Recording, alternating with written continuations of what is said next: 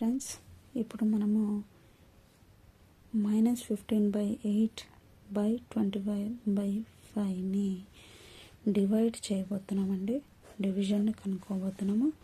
చూడండి, -15/8ని సేమ్ రాసేసి డివైడెడ్ బై 21/5ని రాసుకోవాలండి.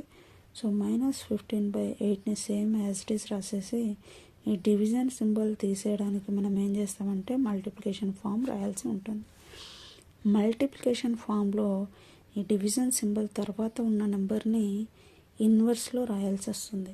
సో రెసిప్రోకల్ ఆఫ్ 21/5ని ఏమని చేస్తారండి, 5/21ని రాయాలి. కింద ఉన్నదాన్ని పైన ఉన్నదాన్ని కిందలో రాస్తే అది ఇన్వర్స్ అవుతుందండి.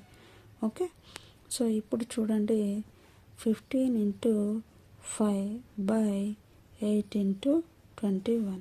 Okay, 3 5s are 15, 3 7s are 21. ఇక్కడ మైనస్ సింబల్ ఉంది కదండి, మైనస్ సింబల్ రాసుకోవాలి. Okay, so 3 5s are 15/8 7s are 56 కదండి. సో ఇక్కడ మనకి ఇంకా క్యాన్సిలేషన్ అవుతుందా అంటే ఓకే, 15/56 అనేది వస్తుందండి. థ్యాంక్ యూ అండి. మనకి ఈ విధంగా ఉన్న రేషనల్ నెంబర్స్ని ఎలా డివైడ్ చేయాలో చూద్దామండి. డివైడ్ 28/27/14, 28/27/14.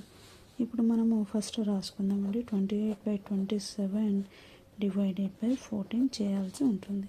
సో మనం ఏ విధంగా రాయాలండి, 28/27 ఇక్కడ డివిజన్ ఫామ్లోని మల్టిప్లికేషన్ ఫామ్లోకి రాయాలంటే ఇక్కడ మన డినామినేటర్లో ఏం లేనట్లయితే ఒకటి ఉన్నట్లుగా తీసుకోవాలండి. రేషనల్ నెంబర్లో డినామినేటర్లో 1 ఉంటుంది.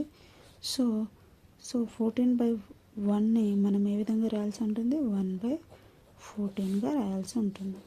సో 14 2s are 28 కదండి.